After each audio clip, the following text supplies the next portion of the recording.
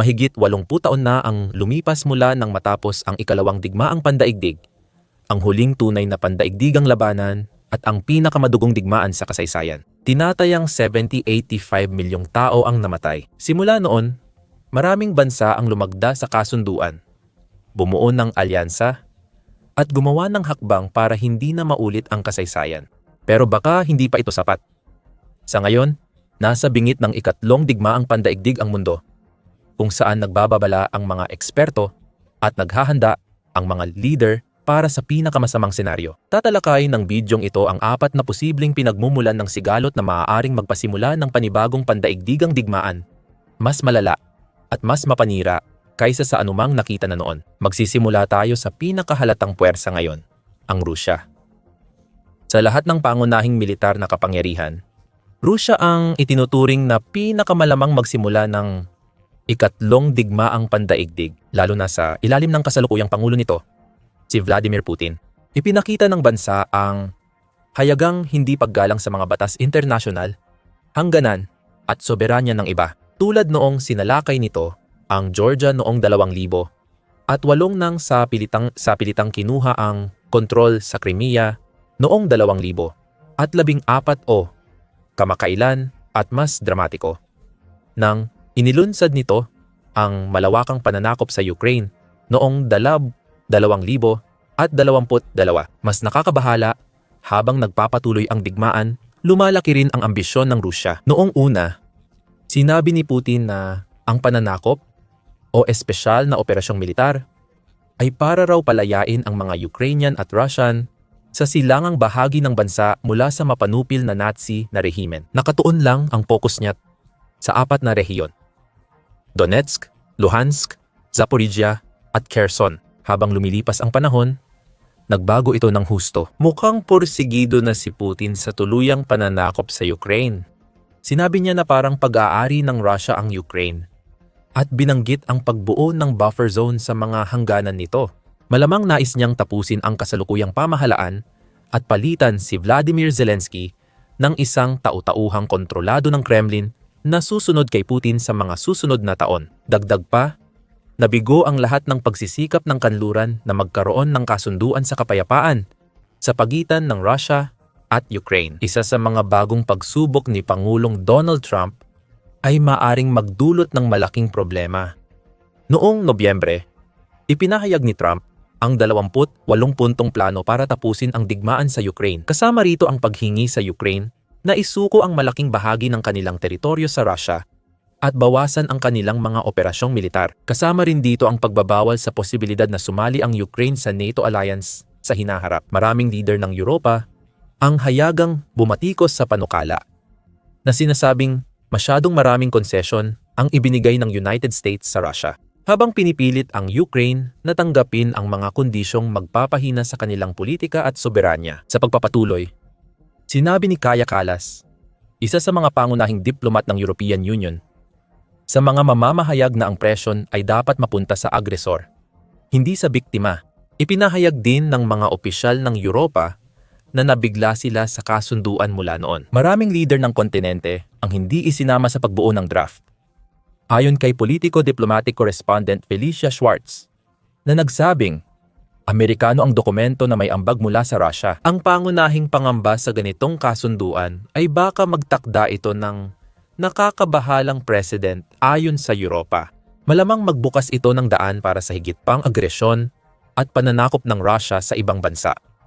Ayon kay Schwartz, nag-aalala silang ang pagbibigay sa Russia ay mag-uudyok pa kay Pangulong Vladimir Putin na atakihin ang NATO. Sunod, ayaw nilang gantimpalaan ang Russia sa pagsakop nito sa mas maliit nitong kapitbahay. Di naniniwala ang mga opisyal ng Europa na hanggang Ukraine lang ang ambisyon ni Putin.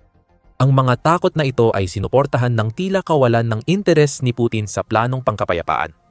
Ayon sa Institute for the Study of War, ang Pangulo ng Russia, mga opisyal ng Kremlin, at eksperto sa militar ay halos walang interes sa tigil putukan. Tinatanggihan ng mga opisyal ng Kremlin at Russian meal blogger ang 28-puntong peace plan ng United States at patuloy na iginigiit ang orihinal na layunin ng Russia sa digmaan. Simula nang iulat ng Western media ang panukala noong Nobyembre 20, patuloy na lumalabas sa mga pahayag na hindi tatanggapin ng Russia ang anumang peace proposal na hindi kabilang ang pagsuko ng Ukraine.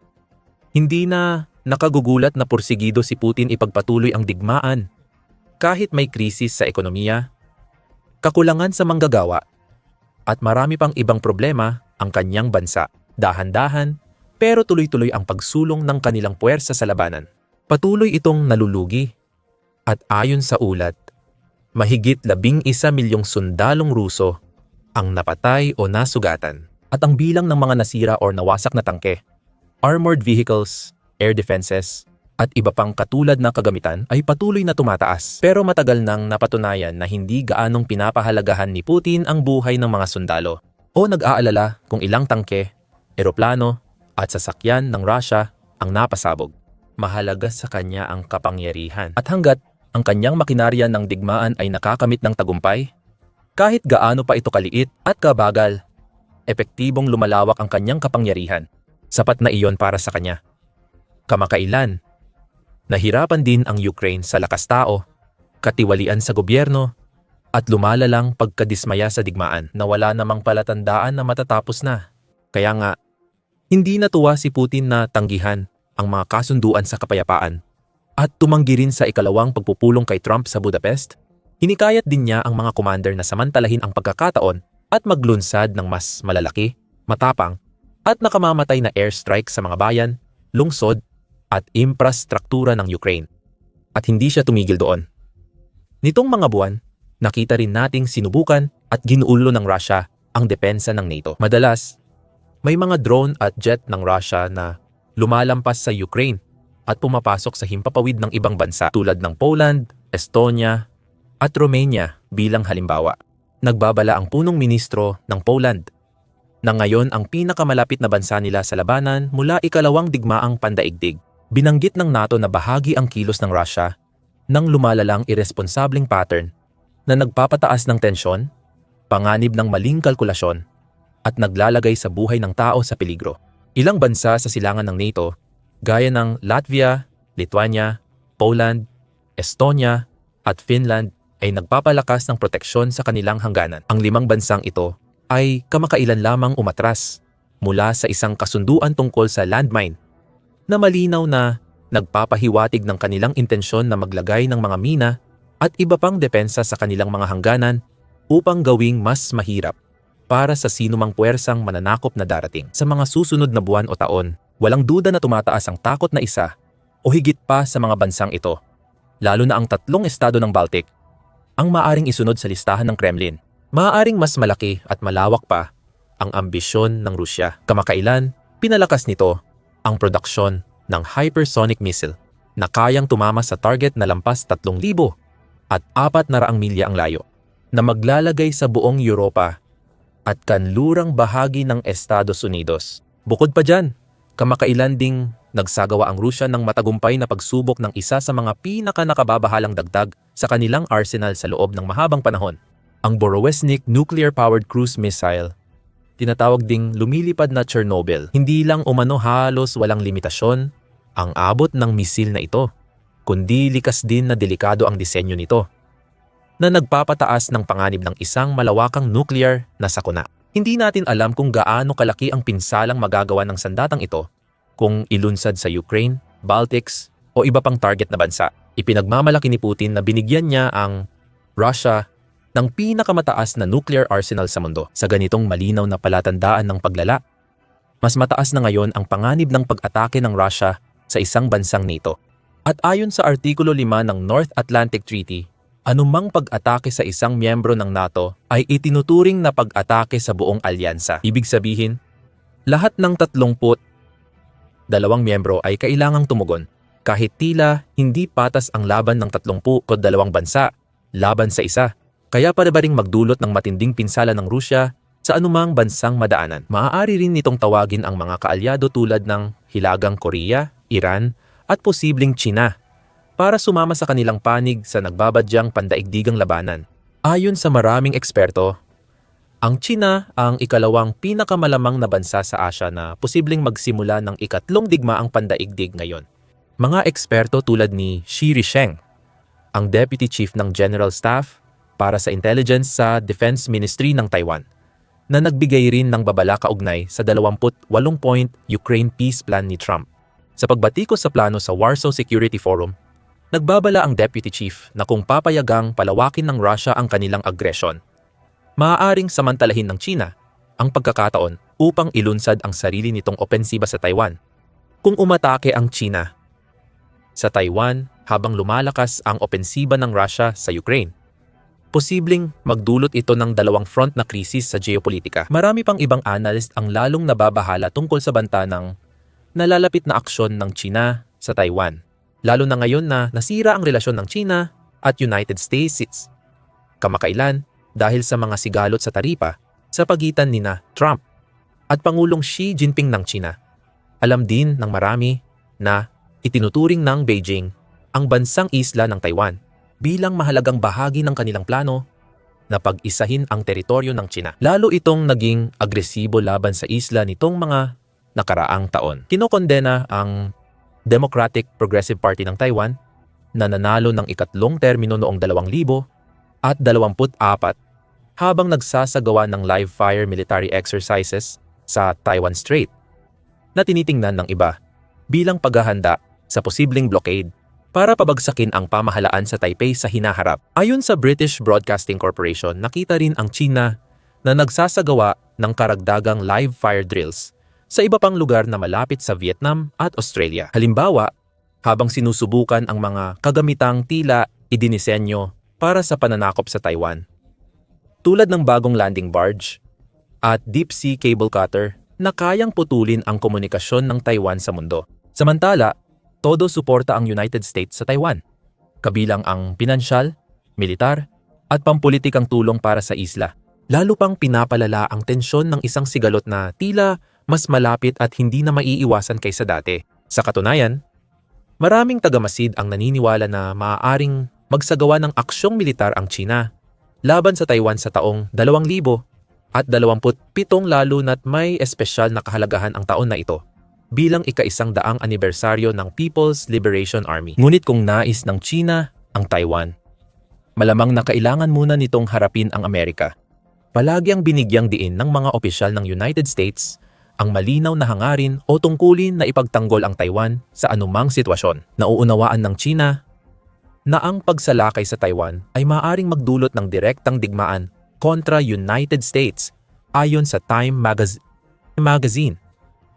Ngunit, maaaring hindi ito sapat upang pigilan ang China na nagsisimula ng maghanda para sa ganitong sitwasyon. Halimbawa, itinayo na nito ang pinakamalaking hukbong dagat sa mundo at pinapalakas pa ang iba pang sangay ng militar. Namumuhunan ito sa bagong misil at teknolohiya para sa depensa at posibleng malakas na pinsala sa mga kalaban. Balak pa nitong palawakin ang kasalukuyan nitong arsenal ng nuclear na tinatayang may 600 na warheads na ngayon na maglalagay sa United States sa mas mapanganib na posisyon. Ayon kay Dr. Sin Hafkaushul ng Royal United Service Institute, mas pahirap ito sa United States dahil posible silang harapin ng isang China-Rusya na alyansa na mas maraming sandatang nuklear kaysa sa kanila. Bago pa simulan ng China ang posibleng ikatlong digmaang pandaigdig, may isa pang mas pabago-bagong bansa sa Asya na nanganganib mauna, Hilagang Korea.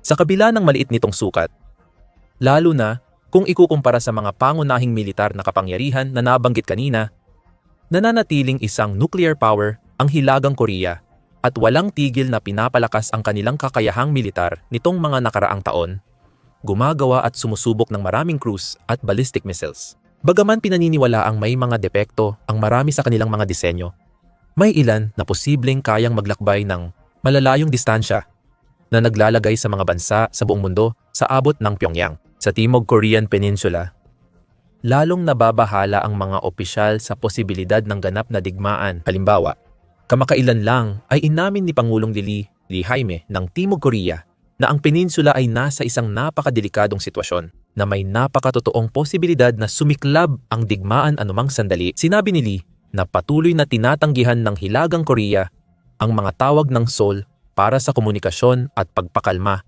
ng sitwasyon. naglagay rin ang Hilaga ng bakod na may tinik sa kanilang hangganan. Isang hakbang na hindi nakita mula pa digmaang Koreano. Ayon sa Reuters, ilang beses na ring pumasok sa teritoryo ng Timog Korea. 10 beses nang nilusob ng mga sundalong Hilagang Koreano ang hangganan ngayong taon, kaya ilang beses na ring nag-warning shots ang mga sundalong Timog Koreano ayon sa protocol. Tumaas ang posibilidad na mauwi sa malawakang labanan ang isa sa mga paglusob na ito. Kailangan lang natamaan at mapatay ng isang warning shot ang sundalong Hilagang Koreano. At bigla na lang, maaaring sumabog ang Pyongyang. Magpapakawala ng mga misil at iba pa sa hangganan patungo sa kanilang kapitbahay sa timog. Sa katunayan, marami ang natatakot na ito mismo ang senaryong pinaghahandaan ni Kim Jong-un, ang leader ng Hilagang Korea. Dahil palagi niyang ipinapakita ang kawalan ng interes sa anumang uri ng mapayapang pagkakaisa sa Timog. Napilitan din ang Timog Korea na sundin ito. Tinanggal ang 2,000 at 18 kasunduang hindi pag-atake na layong magpababa ng tensyon militar sa peninsula. Ayon sa Independent, ilang beses nang tinanggihan ng gobyerno ni Kim ang mga panawagan ng Seoul at Washington na ibalik ang matagal ng usapan, mga negosasyong layuning tapusin ang kanyang mga programang nuklear at misil, habang inuuna niya ang Russia sa patakarang panlabas para palawakin ang ugnayan sa mga bansang humaharap sa United States. Nakakabahala ring makita ang aktibong papel ng North Korea sa digmaan ng Russia laban sa Ukraine. Nagpadala ang Pyongyang ng libu-libong sundalo, inhinyero at manggagawa para lumaban o tumulong sa Russia sa pag-aayos ng infrastruktura. Isa rin ito sa pinakamapagbigay sa maliit na grupo ng mga kaalyado ng Russia. Nagpapadala ng maraming bala at supply para suportahan ang makina ng digmaan ng Kremlin. Habang pinapalakas nito ang ugnayan sa rehimen ni Putin, maraming eksperto ang nag-aalala kung ano ang makukuha ng Pyongyang kapalit ng lahat ng kabutihang ito. Tumanggap ito ng malaking pinansyal na suporta mula sa Moscow na tumutulong sa Hilagang Korea maiwasan ang matinding krisis sa pagkain. Ngunit maaari ring itong makinabang mula sa mga teknolohiya o sistemang militar ng Russia na maaaring magbigay ng malaking lakas sa hukbong sandatahan ng Hilagang Korea. Dahil patuloy na gumagawa at nagpapalipad ng mas maraming misil ang Pyongyang, pati naglalabas ng bagong sistema ng armas, katulad ng Cheoljong-class destroyer na kayang maglunsad ng nuclear ballistic missile. Talagang nakakabahala ang ambisyon ng bansa. Ayon kay Dr. Sean Kenji Stars ng King's College London, mas malamang pilitin ng China ang Pyongyang na umatake sa Timog Korea. Maaaring magdulot ito ng panibagong labanan laban sa United States para mapadali ng China ang pagsakop sa Taiwan. Maaaring hindi rin sa Asia magsimula ang susunod na digmaang pandaigdig. Ang ika-4 at huling posibleng tensyon, ayon sa mga eksperto, ay ang gitnang silangan na dumanas ng matitinding labanan at pagdanak ng dugo nitong mga taon. Kahit sa Iran, Iraq, Gaza, Yemen, o iba pang lugar. Habang ginampanan ni Pangulong Trump ang papel sa kasunduang pangkapayapaan ng Israel at Hamas, na inihayag noong Oktubre bilang makasaysayang simula ng bagong gitnang silangan. Simula noon, patuloy na nag-atake ang dalawang panig sa isa't isa. Samantala, hindi pa rin nawawala ang banta ng lumalakas na programang nuklear ng Iran. Kahit na naglunsad na ang United States ng maraming airstrike laban sa mga pasilidad nuklear ng Iran noong Hunyo. Noong panahong iyon, orihinal na inangkin ni Trump na halos nabura na ang kakayahang nuklear ng bansa. Ngunit agad na pinabulaanan ang mga pahayag na iyon. At ayon sa mga ulat ngayon, pinananatili ng Iran ang halos detalye 1,400 at 40 kilo ng mataas na antas ng enriched uranium. Ayon kay Paul Ingram, research affiliate para sa Center of Existential Risk sa Universidad ng Cambridge, napansin niya na ang paniniwala ng karamihan sa amin sa komunidad ng mga eksperto ay na malamang inalis na ng mga Iranian ang 400 at 40 kilo mula sa delikadong lugar bago pa ang pambobomba. Ang pambobomba ay hindi sisira sa lugar, pero pahihirapan lang ang pag-access doon. Nagbubunga ito ng delikadong sitwasyon. Kahit kaunti lang ang nabawas sa kanilang kakayahan, lalong lumaki ang insentibo ng Iran na magka-nuclear. Ipinunto pa ni Ingram na maaaring nararamdaman ng Iran na sila ay lalo pang naiipit at malamang nagumanti dahil labis nang napinsala ng Israel ang mga proxy group nito tulad ng Hezbollah sa Lebanon at Hamas sa Gaza. Nabawasan ang iba pa nitong estratehikong pananakot. Dahil dito, mas lumakas ang dahilan ng Tehran na paunlarin ang nuclear deterrence. Ang kapwa-propesor na si Andy Sterling ng Universidad ng Sussex ay nagtaas din ng babala tungkol sa posibilidad na ang isang bansa tulad ng Iran, North Korea o Russia ay mag-deploy ng mga sandatang nuclear sa hindi kalayuang hinaharap. Matagal na tayong nabubuhay sa panganib ng nuclear. At balang araw maubos din ang ating swerte. Sa kabuuan, ang pandaigdigang kalagayan sa politika ay lalong nagiging madilim. At maraming palatandaan na nagpapahiwatig na ang ikatlong digmaang pandaigdig ay nagiging mas malapit sa posibilidad kaysa sa tsansa lamang. Sa bawat araw na lumilipas, ang natitirang mga tanong na lang ay saan at paano ito magsisimula at paano ito magtatapos. Matuto pa tungkol sa lumalalang tensyon sa Russia at NATO sa videong ito na tinatalakay kung paano tinawag ng alyansa ang nuclear bluff ni Putin na yumanig sa kumpiyansa ng Kremlin. O panoorin mo ang videong ito para makita kung paano na talagang nakakabahala. Posibleng magsanib ang Russia at China para sa bayang atake sa NATO at Taiwan sa mga darating na taon. Huwag kalimutang mag-subscribe sa aming channel para lagi kang updated sa mga pinakabagong balita mula sa mundo ng militar.